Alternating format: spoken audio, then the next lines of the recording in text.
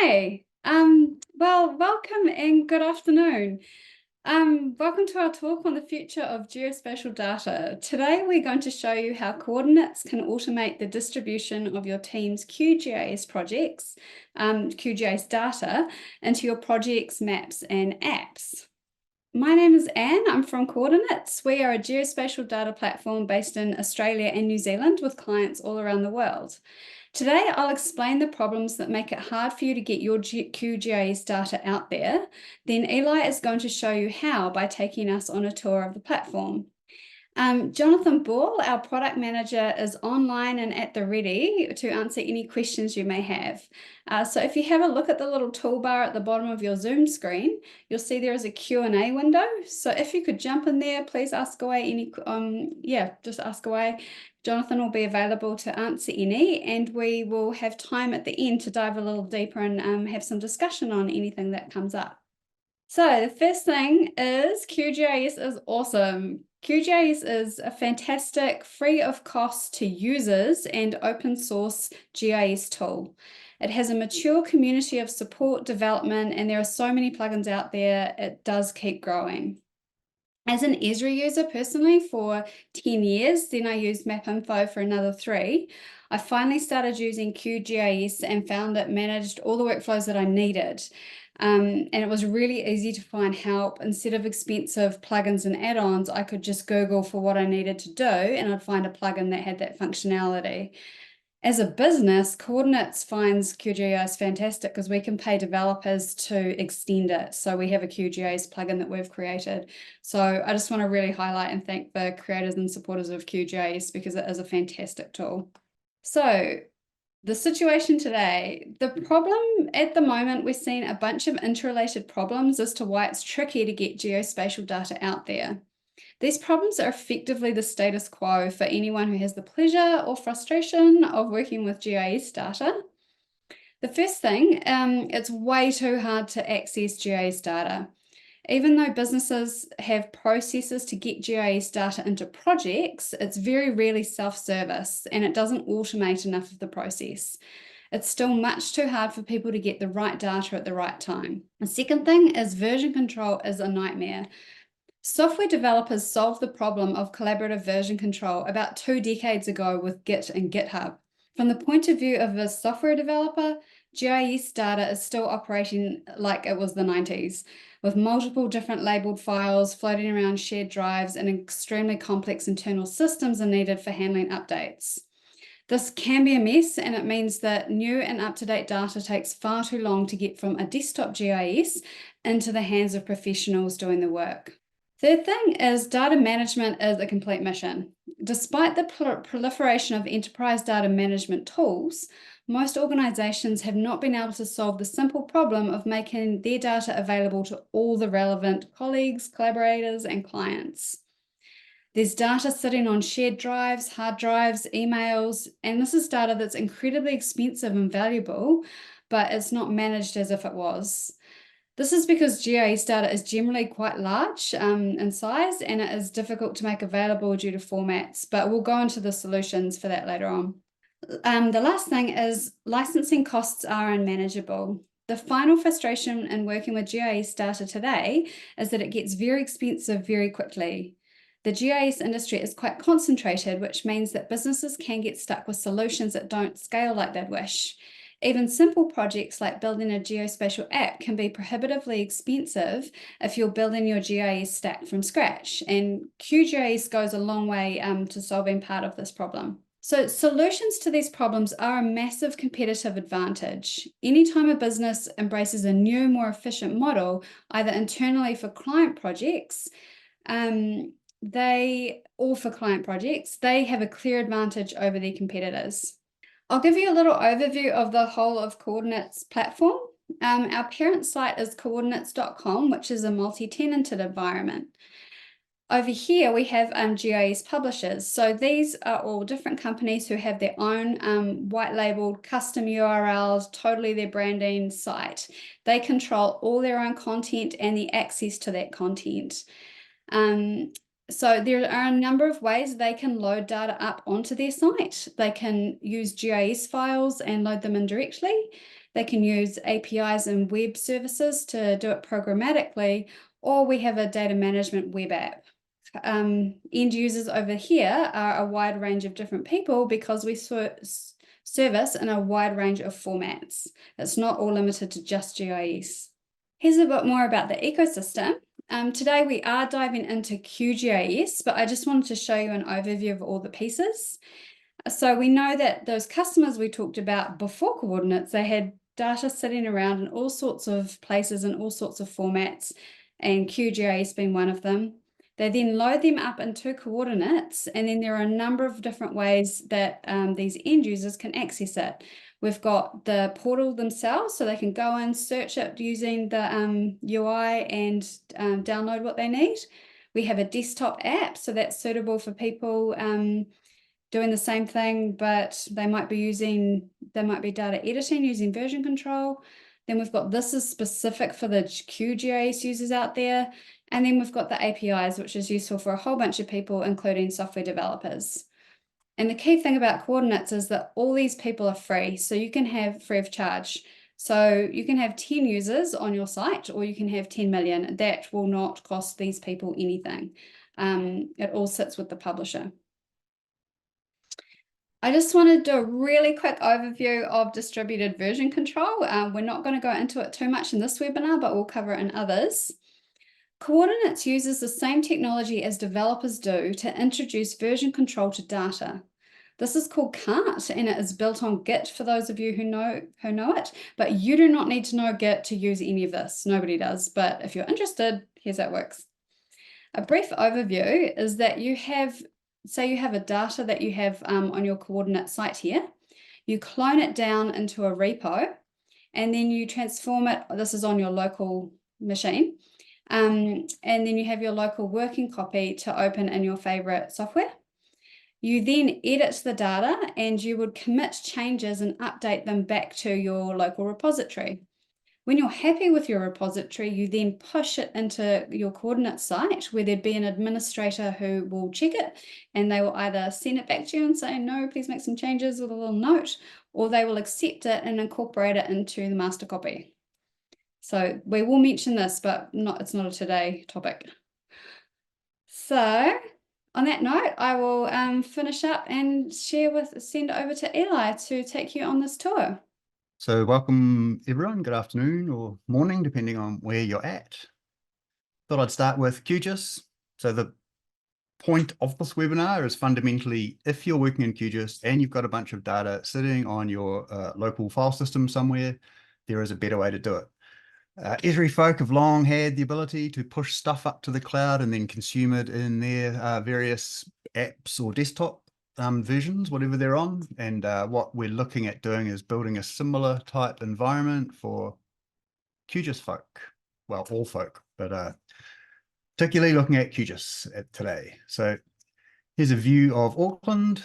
I've got some data here just to show you what I'm playing with. I've got some contours data sitting down in my documents. It's in a geo package. We're big fans of geo packages. One file, handy, many layers. So what we're going to do is, first of all, I'll just show you what this data looks like.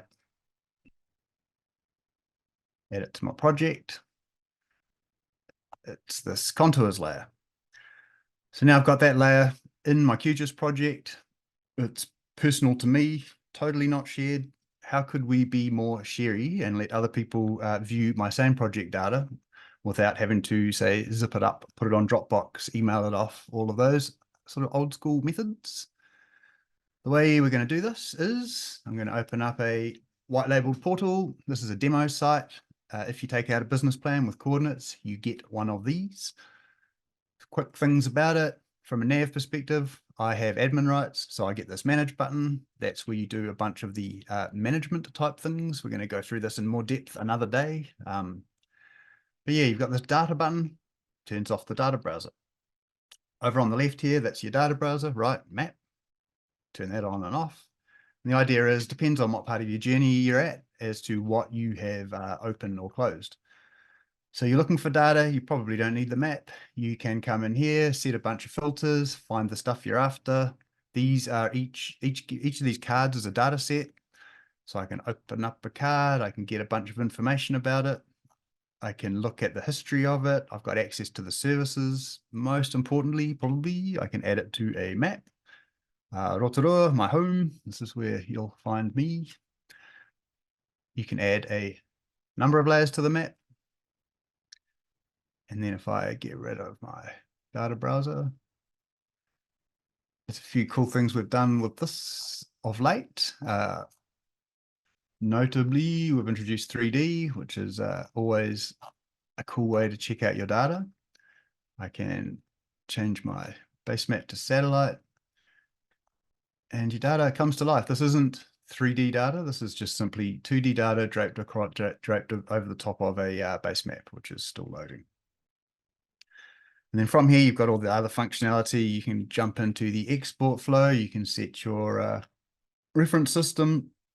You can change your formats. I can crop and I can export. But basically, that is one method for distributing your data. Today, I'm going to look more at how you would programmatically get it into your QGIS project. So first steps first, need to get the data onto the site. To do that, we go off to, first I'm going to go to the groups. It's quite important, users and groups. This is how we segment your stakeholders. You basically load a layer, you assign access to it via a group, and you put people into that group. So first step would be go into the groups menu, say, I'm going to create a group, call that QGIS data. The other thing I'm going to do, there's a bunch of different settings in here. I'm going to blow over the top of them because we're looking at sort of minimal viable effort to get my data into the cloud and back into QGIS. So we create the group. Once I've got the group, I need to populate it with users. In order to appear in my add users list, you need to have registered with the site itself or have a coordinates ID, which most of you will already have. I want to add users to my group. I can grab Anne. I can give her access only. I could give her manage or manage group or manage data permissions. But for this, we just need access and hit add. So now I've got a group sitting here with the two of us in it, and I can start uploading some data and allow users in that group to be able to access it in tons of different ways.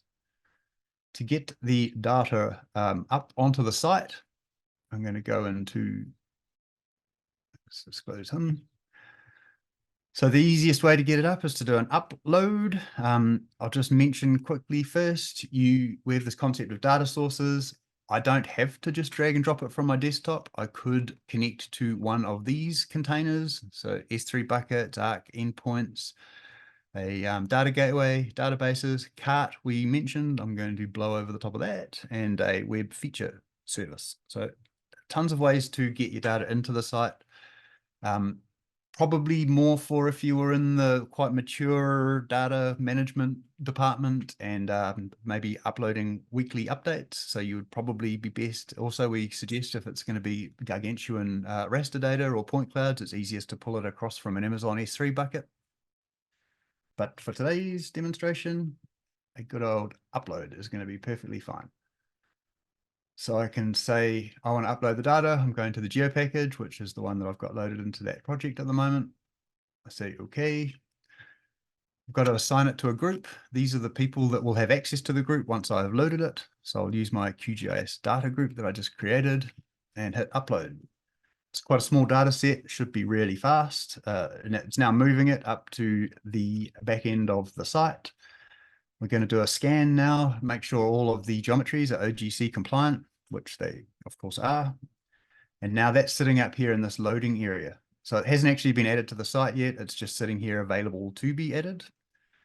When I want to do an import, I drill down into the geo package. Could have multiple layers in here, only have one. That is my Mount Eden contours. And I'm going to do a Greenfields import of that. I don't actually even need to do anything here in terms of configuration. I'll briefly run through your options. You can add a description. You can set the access. So I can say, if I say download, that is now fully available on the internet for all and sundry. Well, they have to be registered with your site. I can add group access. So any other groups I've created, I can also give them ability to access the layer. Attachments, I can upload like a doc, data dictionary, PDF, something like that, and attach it to the layer. When the user downloads it, they'll get that as an attachment in the zip file. So if you have additional information you want to spread around with your layer, that's a good way of doing that. Tags just helps with SEO and searchability or discoverability of the layer. So when you do a keyword search for it, tags are definitely going to elevate it up the list of candidates that get returned. Owning group, these are the people that can see it. Categories, I can assign it to a predefined category. These categories are defined by the administrator of the site. Licensing, I can set a Creative Commons license if I so require, toggle the radio buttons, whatever your requirements are. You can also make a custom license over there in manage settings. Primary key, not necessary unless you're going to be doing updates to this layer. If you do intend to update it, you'll have to set a primary key, because then we do an insert delete update operation on the incoming data, and we need a primary key for that. Elevation, that's just an attribute column that has Z values in it. And then some stuff about what you're about to load. So yeah, I'm going to do nothing and hit import. And that data set is now being loaded into the site. I don't need to hang around here. I can cruise off. And that layer is importing. So you could tee up a bunch of different imports if you wanted. I'm just going to do one, and we'll let that load up. That should take hardly any time, which is famous last words when doing a demo. So I can go to something that I've previously prepared, and it is here. So there is the exact same layer that I'd done earlier, just in case that other one took longer than hardly any time at all. Another comment about these map viewers, you can have many of them. So I can fire off a bunch. They're stored against my user. You can go away, come back. It will still be there. The concept really is that tons of people do not have GIS now, so desktop tools. So we're trying to give them the ability to do the work that they need to do in the cloud. Bunch of changes are coming to this map viewer. We're essentially making them shareable and publishable. So the concept would be I could make a map viewer, I can configure the layers, the extents, the cartography, all of the things, and then I can share it. By share it, I mean either take a copy of the link, send it to someone, let them open the link, and if they have the right permissions, they will get exactly the same map viewer that I was looking at. So it's essentially communicating via maps, which is kind of a cool way to say, hey, look at this, I made this. You will also be able to, there'll be a new data type of map viewer, and that will be part of, if I go back to here, in here will appear map viewers. You'll be able to look at any map viewers that have been pre-configured. So it just allows you to make a map viewer up, let your stakeholders go straight to it. It's easy enough to make one, but if you can make it even easier, they can basically go open it up. There is all the stuff. They can download it. They can do whatever they do currently with a map viewer. And then, as I mentioned, it's 3D. That's just a new thing. So if I click on that, it just looks much better. So once I've got the data in here, say I've closed out of that guy, I want to get it back into my QGIS project. I can hit this info, that's going to open up the data card. And in here, I've got a tab called Services and APIs. What we're doing in here is any of the services or programmatical methods for interacting with this layer will be listed. The idea is users can come in, they don't have to reverse engineer or work out what sort of a URL they want. If they want to hit it by WMTS, we've got it configured here.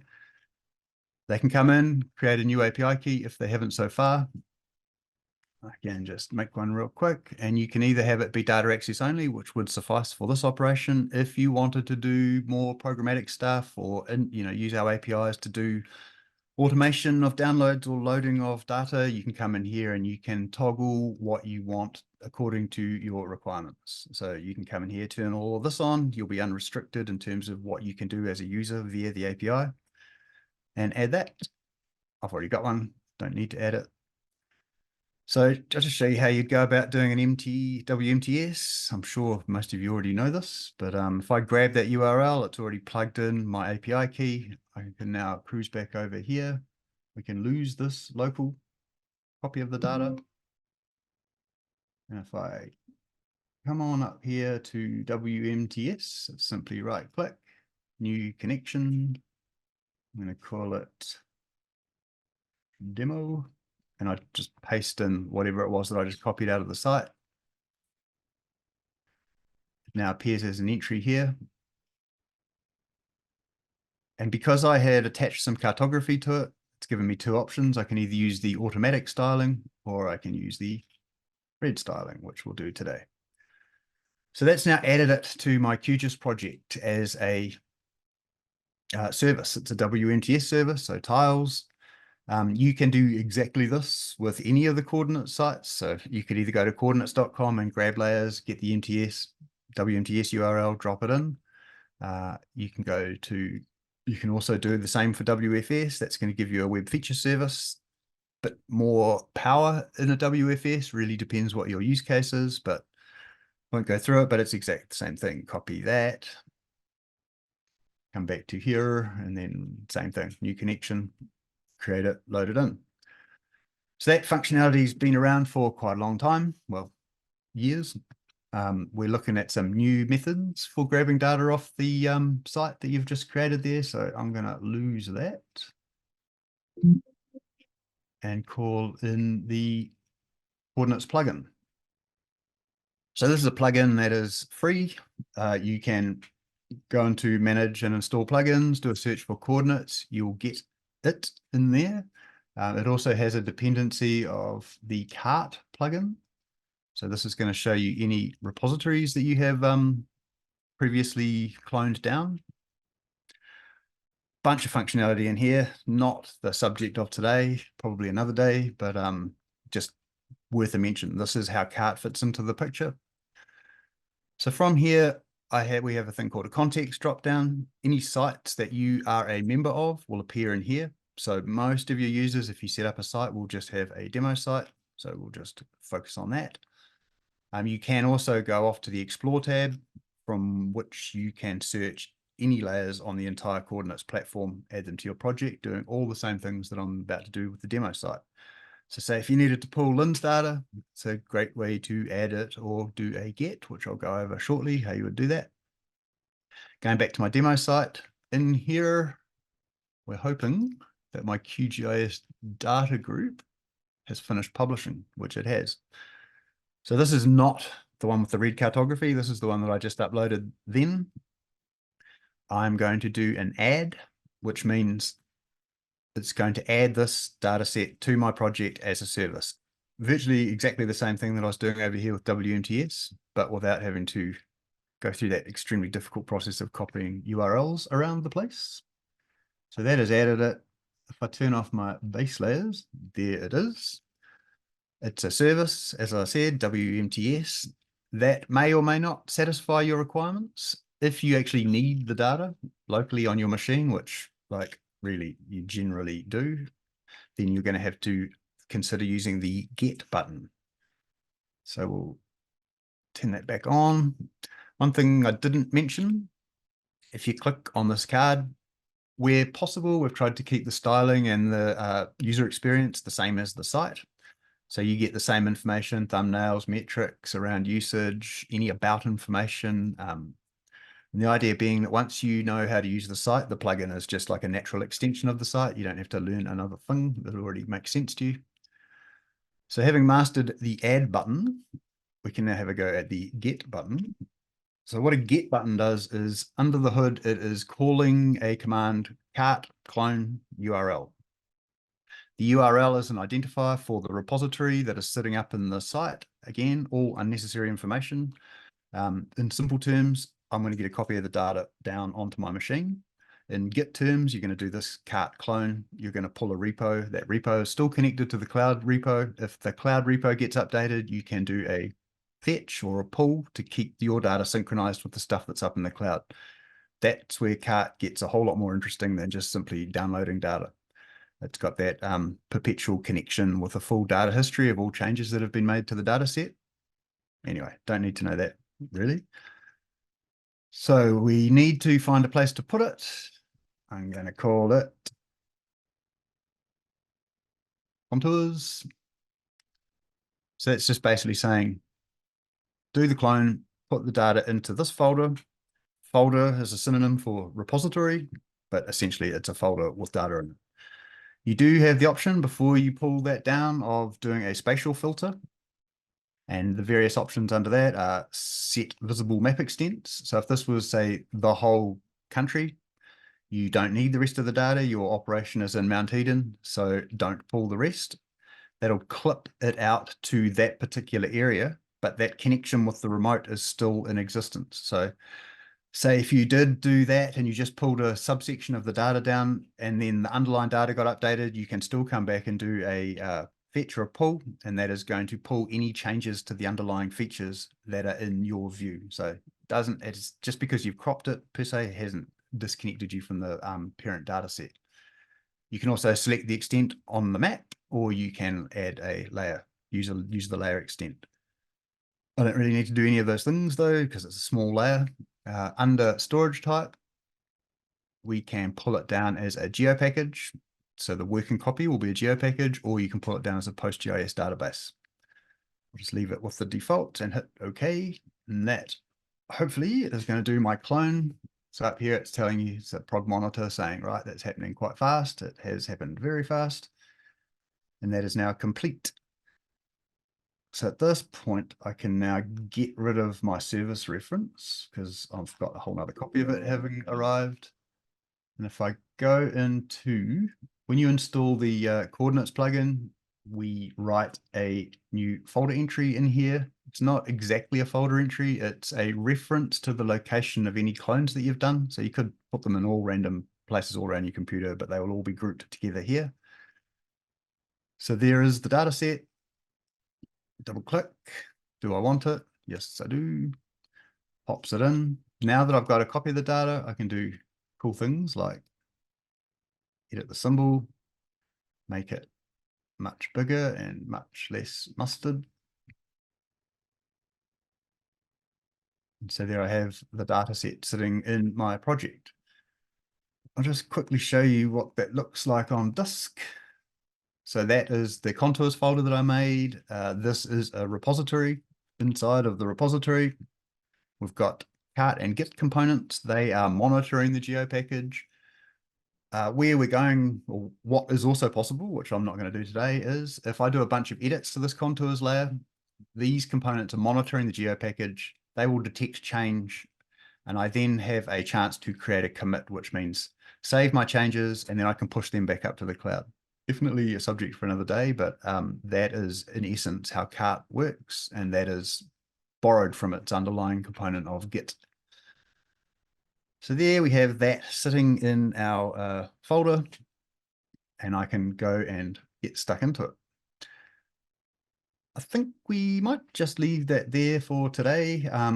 As I said, there's a couple of webinars coming up where we're going to go way deeper on things like how you would go about managing your data up in the cloud. We're going to investigate a whole lot of things around what are all the different settings you can do, what are the options you have available.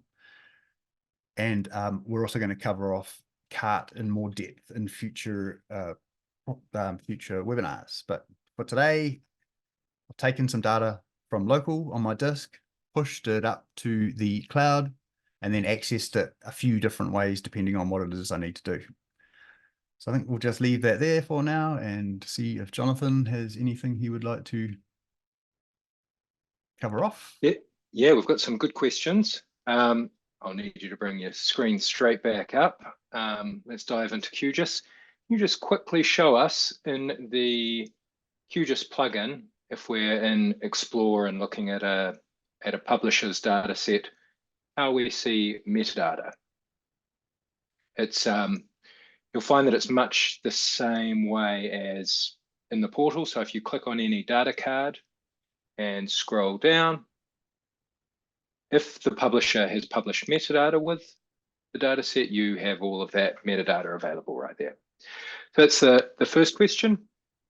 The next, I think you may have answered quite quickly after it arrived, but cropping data sets via the plugin. Can you just show us the clone step again? How we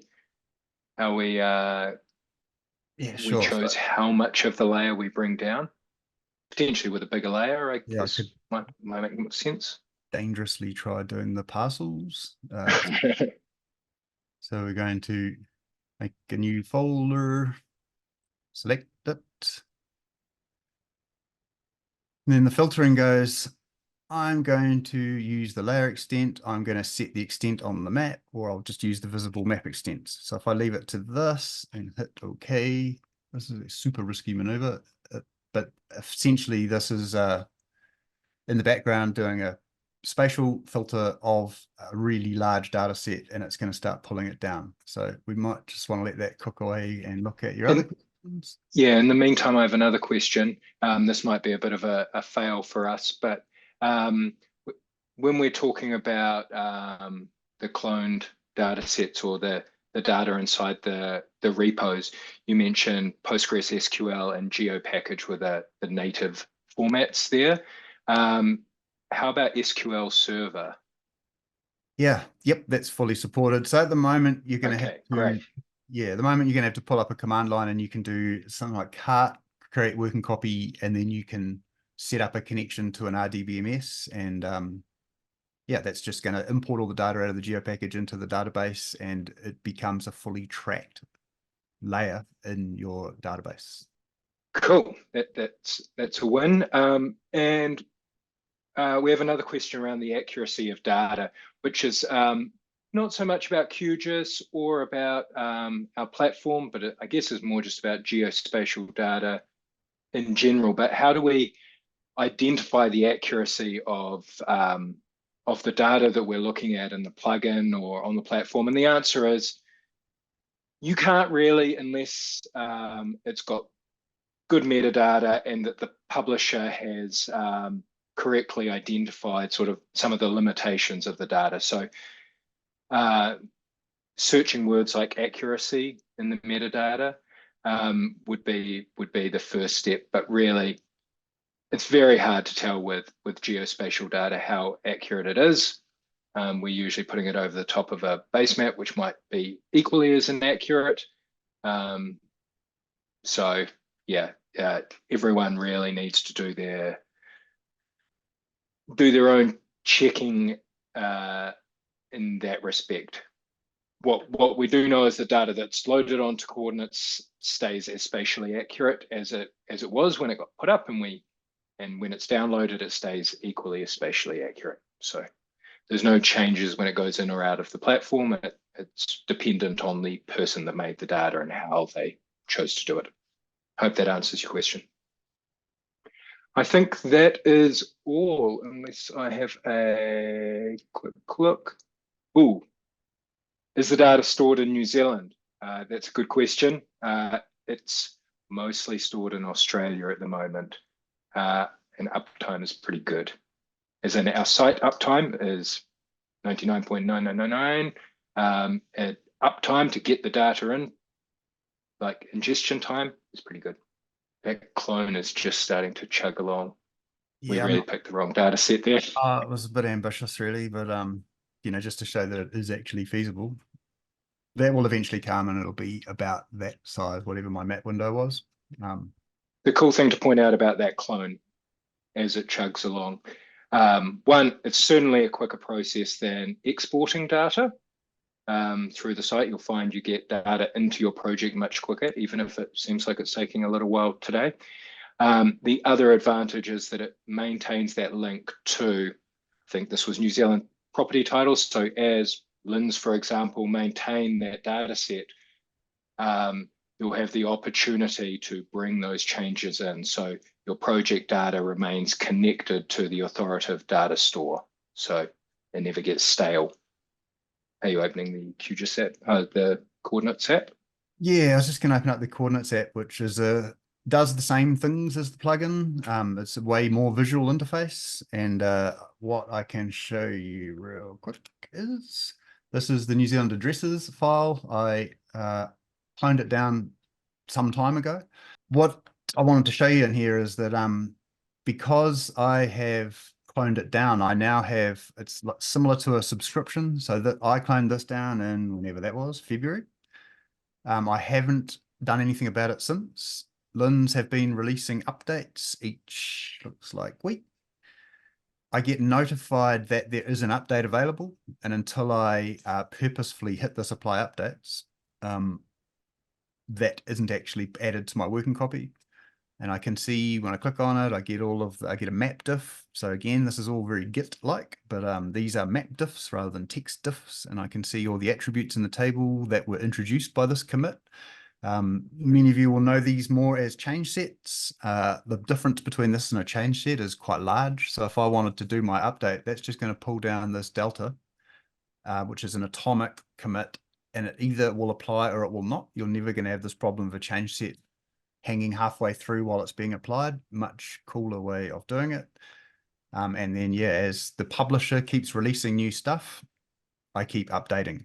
Had I done a clone with a spatial filter, I may have just filtered a little area up here. I'm still eligible to do these updates, but I'll only get them if they're in my spatially filtered area.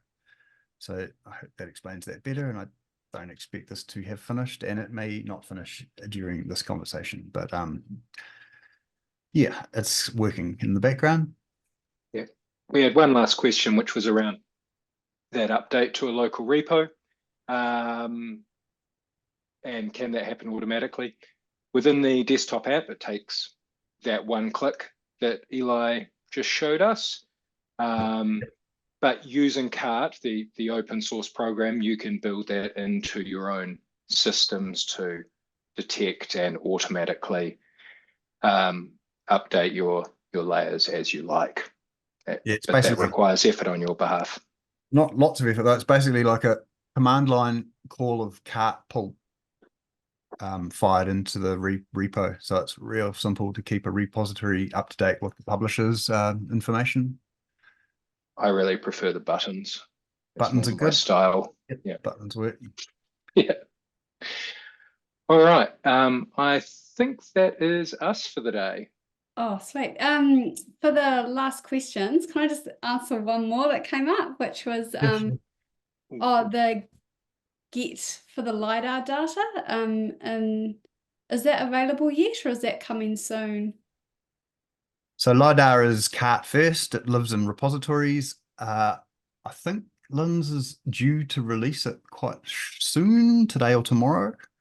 You'll be able to clone it using Kart clone URL, and it's just going to pull the repo down, same as exactly what we were doing there. Oh yeah, cool. Yeah, sweet. If there's any remaining questions that we haven't got to, we will follow up with email. So yeah, thank you all so much for your engagement. It's really great to hear from everybody. Yeah, so we are running a series of webinars. There will be another one in a month or so where we're going to dive right into the back end and give a solid tour of how it works from our publisher's perspectives. But yeah, if you're interested, please jump on coordinates.com to find out more. I imagine most of the people here already use Coordinates, but if you don't, you can create a free account and start playing with some of the data on there. If you are interested in Coordinates for your own business workflow, please do reach out and Eli and I can have a catch up with you and learn about what you'd like to achieve. Yeah, I think that's it for the afternoon. So yeah, thank you everybody. Have a wonderful Thursday. We'll catch you next month.